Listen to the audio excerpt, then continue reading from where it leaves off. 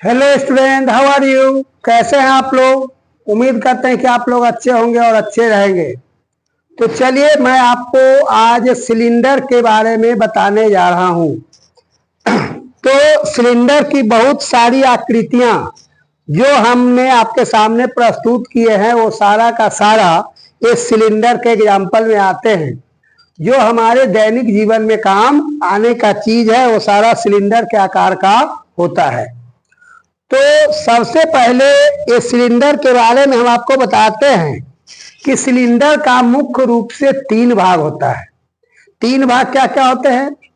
2 भाग समतल होते हैं जो ऊपर और नीचे, ये भाग दोनों समतल होते हैं और वृत्ताकार आकृति के होते हैं।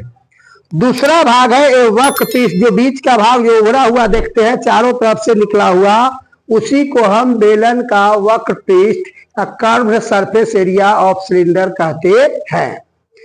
तो आप सिलेंडर का आयतन होता क्या है उसके बारे में भी जाने। सिलेंडर में जो जगह खाली होता है, जैसे सिलेंडर हुआ तो इसके अंदर जो जगह खाली है उसी जगह को हम सिलेंडर का आयतन कहते हैं।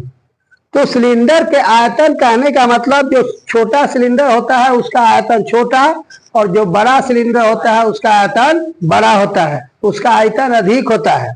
तो ये हमने आपको चित्र में जो बताया है सिलेंडर का चित्र है, जिसमें ये देखिए यहाँ छोटी आर से त्रिज्या को निरूपित किया गया है। अब प्रश्न आपके दिल में उठेगा कि हम आर से ही रेडियस को क्यों सूचित करते हैं, त्रिज्या को क्यों सूचित करते हैं? तो इसके लिए आप समझिए कि त्रिज्या को इंग्लिश में हम रेडियस कहते हैं, इसलिए इसे छोटा अक्षर आर के द्वारा सूचित किया जाता है। इसके बाद आए जो एच देख रहे हैं, एच क्या है? सिलेंडर का हाइट है, मतलब ऊंचाई, उसका हाइट है, ऊंचाई है। और डी जो आप देख रहे हैं कि दोनों आर को मिलाने से हमें क्या होता है? व्यास प्राप्त होता है, सिलेंडर का व्यास अर्थात डायमीटर। तो डायमीटर का पहला अक्षर डी है, इसीलिए हम इसको छोटे डी से निरूपित किए हैं। तो ये हो गया डायमीटर। तो अब आपको ये जानना है कि अब सिलेंडर हम कहते किसे हैं। सिलेंडर को हम कई तरह से परिभाषित कर सकते हैं, जिसका 1 नंबर में है कि बेलन की परिभाषा। जब कोई रेखा किसी वृत्त की परिधि पर इस प्रकार से घूमे कि वह वृत्त के तल पर हमेशा लंब रहे, तो इस प्रकार घूमने से जो पिंड बनता है, जो आकृति बनती है, उसी आकृति को हम बेलन कहते हैं। कहने का अर्थ यह है कि जब कोई पिंड को हम इस वृत्त के चारों तरफ घुमाएंगे तो इसके केंद्र से जो लंब डालेंगे वृत्त की परिधि पर, वो हमेशा लंबवत होगा। इसलिए इसको राइट सिलेंडर या राइट सर्कुलर सिलेंडर या वृत्ताकार बेलन भी कहा जाता है। तो इस प्रकार से बेलन की एक परिभाषा हुआ। दूसरा परिभाषा है, यदि किसी आयताकार वस्तु को, आयताकार कागज के टुकड़े को, यह एक भाग को स्थिर रखते हुए दूसरे भाग को अगर हम मोड़ते हैं तो उससे भी हमको बेलन प्राप्त होता है। जैसा कि मैंने ये चित्र बनाया है बेलन का, इसमें एक ही प्रकार की आकृति है। ये दोनों बेलन देखिए, एक ही कागज का दोनों बेलन है, जो कोई एक हम लंबाई के अनुदिश मुड़े हैं तो एक बड़ा सा सिलेंडर बना है, लेकिन इसकी त्रिज्या छोटा है।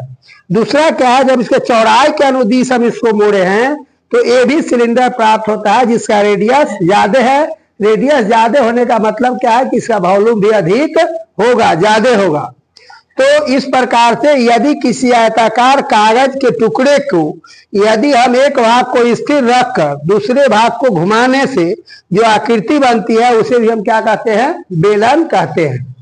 अब है कि तीसरा में कि कागज या गत्ते के या कूट के वृत्ताकार भाग को काट के अगर एक के ऊपर एक हम रखते जाएंगे तो उससे हमको बेलन प्राप्त होता है। तो इस प्रकार से सजाने से, जैसे कई सिक्के को भी आप एक दूसरे के ऊपर रखते हैं तो क्या होगा? सिलेंडर प्राप्त होता है। तो बेलन में उपयोग होने वाले कुछ पद इस प्रकार भी है। Some important terms uses in cylinder। मतलब सिलेंडर में कुछ जो पद आते हैं जिसकी परिभाषा हमको बहुत जरूरी है, जिसका उपयोग सिलेंडर का हिसाब बनाने में किया जाता है।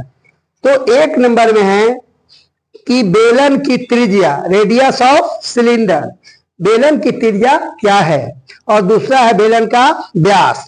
तो ये देखिए, जब हम किसी भी वृत्ताकार वस्तु को लेते हैं तो ये वृत्त की परिधि कहलाती है। चारों तरफ जो घेरा है उसको हम वृत्त की परिधि कहते हैं, और परिधि के केंद्र से, मतलब बेलन के केंद्र से परिधि की दूरी को हम त्रिज्या कहते हैं, तथा बेलन के परिधि के एक भाग से दूसरे भाग की ओर हम जाते हैं, यहां से यहां या इधर से इधर, कहीं भी हम जाएंगे, एक किनारे से दूसरे किनारे पर वृत्त के परिधि पर अगर हम जाते हैं तो उसी को हम क्या कहते हैं, डायमीटर ऑफ सिलेंडर, यानी बेलन का व्यास कहते हैं।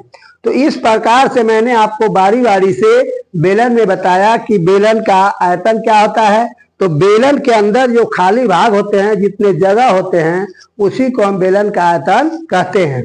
और बेलन का उभरा हुआ बीच का जो भाग होता है वो बेलन का वक्र पृष्ठ का भाग कहलाता है।